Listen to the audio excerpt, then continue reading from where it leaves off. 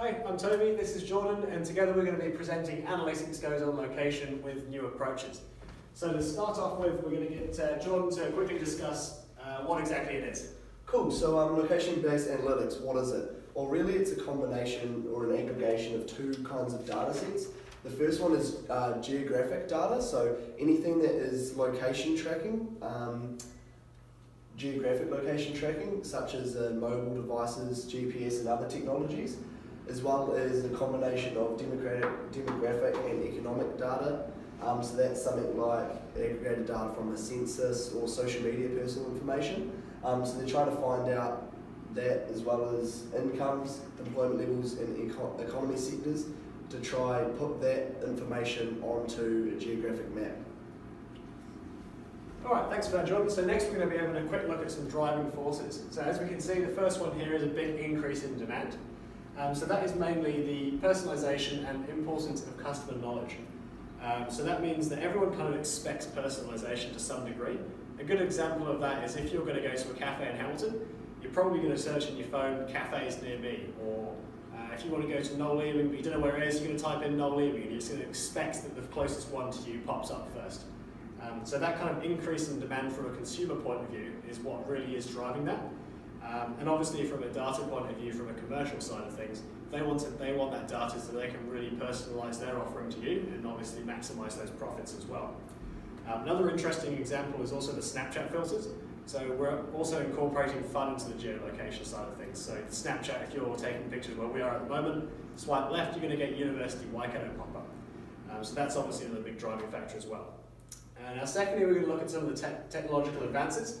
Now obviously GPS is how things are working.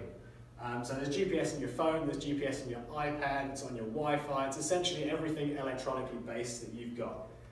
So that's how it's working. Advances in that, it's becoming more and more pinpointed, so I think Jordan's going to touch on it later, but you can actually tell within 1 metre to 5 metres where you are. Obviously the next one's computing power, so the phone that this is recording on, the phone that's in your guy's pocket, is infinitely more powerful than the computer was 4 or 5 years ago. So that increase in computing power is making things easier to access, easier to send it out to consumers as well. Obviously associated with that, there's lower costs. Things like phones are obviously staying the same, but things like sending out that data and using your 3G and your 4G on your phone, for example. A couple of years ago, you'd have been spending $200 to get 4 gigabytes of data, whereas now it's a case of $50 a month. It's becoming super easy for you guys.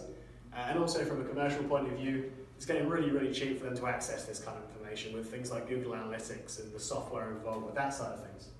And obviously that moves us on to the last point, which is ease of use with software. So we've just done a bit of a project with the Google Analytics, and of course that's super easy to use. Any company can go and use that. It's very, very cheap, but obviously it's not necessarily pinpointed to their specific business. So let's move on to the next thing now. Cool, so what really does location-based analytics have to offer? So there are quite a few benefits, both for consumers and companies. Some of those can be, it actually provides actionable data and information that companies can use to make good decisions.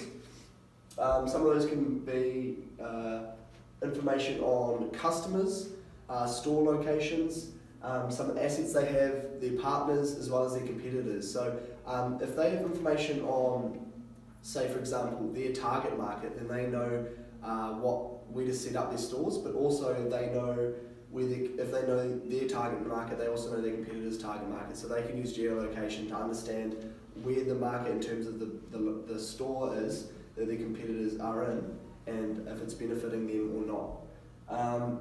It also helps them find new customers. So like I said before, they can realise the demographics of a specific area and see what maximises their profit in that area. So for example, a high-end shoe retailer might want to be in an area with a lot of income and expendable income, so rather than a poor area where people wouldn't buy their products. So yeah, the locations where their best customers are, as well as their competitors' probable performance. But most importantly, it's actually, if you had it, it's easy to use. So over the last few years, there have been some companies developing location-based analytics software that's actually become easy to use. So now one person can do the job of 10. Cool, I'll pass it on to Toby now. All right, so obviously along with those great sides, there's also some real big issues with geolocation. So the first thing is the data set relevant for your business? So this talks about the massive amount of data available from geolocation. If you've got all of this information, do you necessarily know how to use it? It's just too crowded. A lot of the time you don't know what to do with this information and it becomes useless. You're going to make bad decisions with that, and bad decisions tend to end up with a big loss of money as well. So combining multiple sources and then cleansing the information can also be hard. So this almost links in with the first point. So if you've got two data points coming from two separate sources, putting them together and then trying to get that information to be useful can be really hard. And of course, if you're going to get an expert to do it for you, it can have massive expense involved as well. If you do it yourself, there is obviously a risk involved with that going wrong and making bad decisions again. So you've probably all heard the line, poor quality data equals poor quality results. This links in with the first 2 points very well as well. If you're getting poor quality data or not enough points, or too many points for that fact as well, you're not going to be able to get the results that you want. And those results, again, you're not going to make informed decisions, and those decisions that you do make are going to be ineffective. And finally, so there's also the perceived privacy issues. So from a consumer's point of view, geolocation is still really bad. Society doesn't actually trust its capabilities. We all love the fact that you can, put your Snapchat stuff on there and your Instagram, it tells you where you are. It's really, really useful from that point of view. And we come to expect that. It's become the norm. It's when we realise that people like Google, Facebook, and all of these big companies get to know where we are all of the time. And at the moment, and that's a big risk for consumers in general. They don't actually trust the software. Hopefully in months to come we'll be able to get that trust in there, and obviously that's going to help location analytics move forward as well. Cool, so there has been some new analytics software developed over the past few years, and that's helped the software and the industry move forward. Some companies include Broadmap, CoreLogic, Esri and Spatial Key. So for example, we've got one here by Maptitude, and what it does show is the weekly median income as well as levels of employment, full-time, part-time and unemployed, in specific areas around Sydney. And so what a business can do, looking at this particular graph, is they can understand where the higher income areas are, where the lower income areas are, so they can match that specifically to their target market. So like before, if they were a high-end shoe retailer, they may want to be in this kind of area here in central Sydney or in the north where there is a lot more a higher income to match their target market, or if they were a budget store, possibly somewhere around here with lower incomes. What that essentially does is allows them to maximise their profits in being next to their customer or their target market, and then therefore not lose money. So I'll pass you on to Toby. Alright, so as part of this assessment we're also asked to give some critique as to the piece that we're actually reading. The first thing that really stood out to us was that they were speaking mainly about really big corporations. We're talking about Facebook, we're talking about multi-million corporations, and that's not necessarily where the majority of businesses, especially in New Zealand, are. If you look at the average size of the business in New Zealand, it's got between 1 and 10 employees. There's not many that have got more than 50, that's for sure. So that's one thing. In fact, we don't necessarily know if the things in this piece relate to smaller businesses within New Zealand. It also assumes that business has data and IT systems available. Now, again, linked to the smaller businesses, you don't necessarily have an immense amount of computing power in a small business. You have your accounting software, you have your basic social media side of things, and maybe your stock system and things like this. Looking into real geolocation side of things, you are probably going to have to look at more hardware or more software. There's normally some big investments involved in that as well. So as a small business, it can really be a big choice for you whether or not it's worth it. And because, like we said before, we don't actually have any proof this works for small business, it's a very risky thing to invest in. Focuses on personalisation when the value may not be necessary to all products. So this just relates to to companies with offerings that aren't meant to be personalised. For example, if you guys went down to the supermarket and bought a thing of milk, you probably don't really care about the location of yourself and how that relates to the product. So people like Fonterra maybe not so valuable, but it doesn't really talk about this in the piece. So I think it's not necessarily true for all businesses is where we're coming from with that. And finally, the cost-benefit analysis. At what point does it become worthwhile? Again, we've looked at big businesses here. Big businesses have got big money to spend on big investment. It's a big risk for small business in New Zealand to really kind of invest in the software, in the time.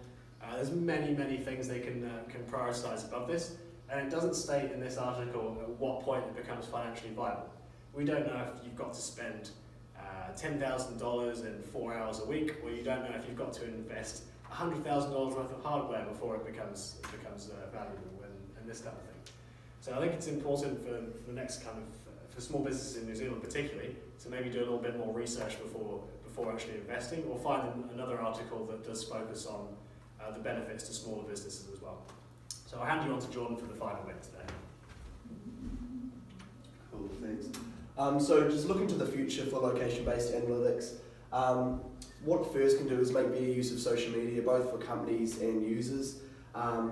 For social media, it can, for companies, it can let them understand where their users are, provide better services, as well as users of social media. They can actually get better services, have more personalised apps, have more location-based apps, so the utility there is just a lot better for people using social media. Possibly 3D visualizations, so the second generation we've had of a general user interface just on a computer screen.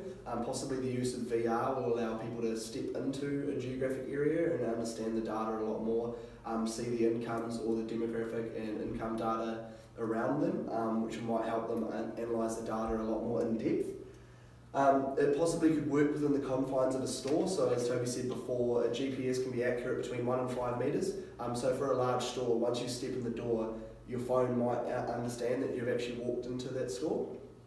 That store can then automatically send you things like sales, vouchers, updates on their newest stock, things like that, so that can be a lot more personalised, pretty much in-store advertising for customers, so that benefits both the customers and the company.